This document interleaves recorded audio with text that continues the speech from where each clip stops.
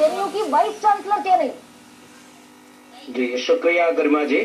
दरअसल ये उस बात का जवाब है कि भारत सरकार ने, यूजीसी ने जो भारत का गजट नोटिफिकेशन जारी किया वो कितना दिक्कत तलब है कि उसमें समता समिति का हेड ऑफ इंस्टीट्यूट को बनाया था। तो ऐसे हेड ऑफ इंस्टीट्यूट हैं जो अपने पूरे पॉडकास्ट को मैंने बहुत गंभीरता से सुना है, जो इस बात का दावा करते हैं कि वो आरएसएस के मेंबर हैं, वो बहुत गर्व से ये बात कहती हैं।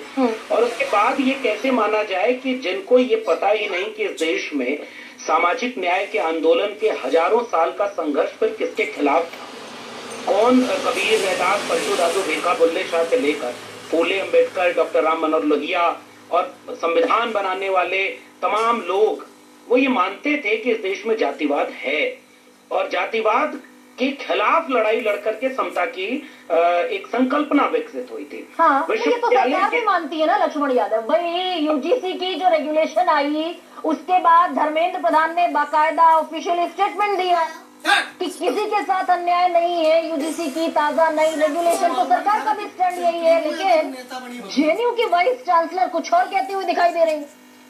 अब दरअसल इस देश में हो ये रहा है कि देश भर के शैक्षणिक संस्थानों पर आरएसएस के लोगों ने बहुत घोषित तथ्य है, ये कोई छुपा आंकड़ा नहीं है, तो वो अपने रुझान से बात ये रखते हैं, इसीलिए वो कह रहे हैं। भारत सरकार यही आंकड़े नहीं देती। भारत सरकार हर तरह के आंकड़े देती है कि इस देश में जातिवाद कितना गहरा है, और अब तो यही सरकार मान भी लेती है, जो कल तक कहते थे कि जाति गिनने से जातिवाद बढ़ेगा, अब ये जाति जनगणना भी करा रहे हैं। तो इसका मतलब जाति के नाम पर गैर बराबरी इस देश में है, और आप ये अपमान कर रहे हैं बेसिकली कि जब आप कहते हैं कि विक्टिमहुड है। आप तो कल को इस देश में जेंडर जस्टिस के जितने आंदोलन होंगे, जितने भी गैर बराबरी के खिलाफ आंदोलन होंगे, आप सबको ये कहेंगे कि ये विक्टिमहुड है। और ब्लैक्स का मूवमेंट आपने उसको भी नहीं पढ़ा, भारत के सोशल जस्टिस के मूवमेंट को नहीं पढ़ा, सोशलिस्ट मूवमेंट को नहीं पढ़ा, तो फिर आप न्याय क्या करेंगे? आप विद्यार्थियों को एक साथ देखेंगे कैसे? और इसीलिए हम कह रहे हैं कि इस बयान को लक्ष्मण यादव इंडिविजुअल कैपेसिटी में देखा जाए क्या? भाई एक वाइस चांसलर है जेएनयू की, उन्होंने अपनी व्यक्तिगत विचारधारा या व्यक्तिगत विचार किसी इंटरव्यू में रख दिया,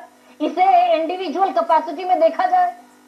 ये मुश्किल है ये कह पाना कि वो उनका निजी विचार है। वो वाइस चांसलर है तो फिर, और बाकायदे उन्होंने पूरी पॉडकास्ट में खुद के पहले महिला वाइस चांसलर होने को बहुत गौरव से बताया कि मौजूदा सरकार ने उनको पहले महिला वाइस चांसलर जेएनयू को दिया, लेफ्ट वालों ने नहीं दिया। इसका मतलब आप वाइस चांसलर के तौर पर बोल रही। और एक बात और गरिमा जी, अगर यही सवाल या यही पॉडकास्ट देश भर के सेंट्रल यूनिवर्सिटीज के वाइस चांसलर से पूछ लीजिए तो कमोबेश सबकी धारणा यही मिलेगी। इस देश में जाति और आरक्षण या सामाजिक न्याय को लेकर हमने ट्रेनिंग नहीं दी, इसीलिए इस तरह की अपमानजनक टिप्पणियां आती हैं। तो फिर इनसे न्याय की उम्मीद क्या करेंगे? ये हमारा कहना है, ये बिल्कुल आपत्तिजनक टिप्पणी है जिसको तुरंत तत्काल सरकार को देखना चाहिए कि आपका सबसे, और भारत सरकार कहती है कि जेएनयू उनका सबसे श्रेष्ठ संस्थान है, तो उसके वाइस चांसलर अगर इस तरह का भाव रखते हैं और वो कह रहे हैं कि तोड़ मरोड़ करके पॉडकास्ट में आप बोल रहे हैं और आप ये बाकायदे बोल रहे हैं कि परमानेंट विक्टिमहुड, भाई जेंडर जस्टिस इस देश में चलता है तो क्या वो मर्द को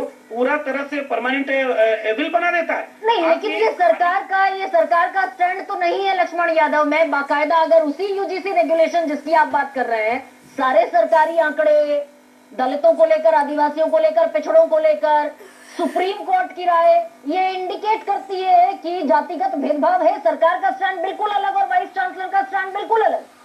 असल में गरिमा जी इसमें एक बहुत बारीक खेल है। भारतीय जनता पार्टी सरकार की तरफ से धर्मेंद्र प्रधान के बयान तो आए, लेकिन उसके बाद उन्होंने बाकायदे इस पर चुप्पी साध रखी। आपको साफ कहना चाहिए था कि इस रेगुलेशन के, क्योंकि न्यायपालिका बीच में आ गई तो न्यायपालिका ने उनको बचा लिया, वरना सड़क पर तो प्रधानमंत्री जी को जाति के नाम पर गाली दी गई, बहुत कुछ हुआ, बीजेपी की तरफ से उस पर बोला नहीं गया। हम ये कह रहे हैं कि सरकार अभी भी अगर ये मानती है कि देश में जातिवाद है और जाति के नाम पर गैर बराबरी है, ये परमानेंट विक्टिमहुड नहीं है। डॉक्टर बाबा साहब अम्बेडकर परमानेंट विक्टिमहुड नहीं प्ले कर रहे थे, लोहिया नहीं इसके खिलाफ लड़ रहे थे।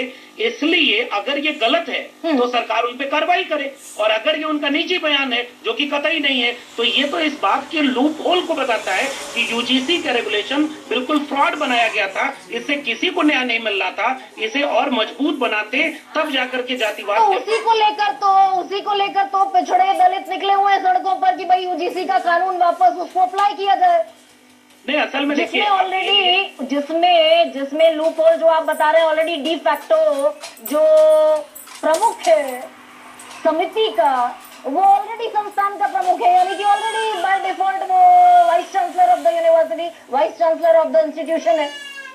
बिल्कुल, मैं तो एक बात और कह रहा हूँ, 10 मेंबर हैं, 10 में से 7 गैर SC ST OBC हो सकते हैं। हाँ। इसीलिए हम कह रहे हैं कि भारत सरकार ने सुप्रीम कोर्ट में चूंकि सुनवाई चल रही थी, कोर्ट ने निर्देशित किया था कि यूजीसी रेगुलेशन 2012 को और सख्त करिए, इसलिए मजबूरी में बनाना पड़ा। ये कोई SC ST OBC के हितैषी तो है नहीं, वरना NFS नहीं करते, लेटर एंट्री से प्रोफेसर नहीं भरते, वरना रिजर्वेशन खत्म करने के लिए यूजीसी को खत्म करके VBSM जिसमें ग्रांट का प्रोविजन ही नहीं है। तो शिक्षा को जो सरकार अगर कमजोर कर रही है वो न्याय देने के लिए क्या करती है, तो मजबूरी में आया।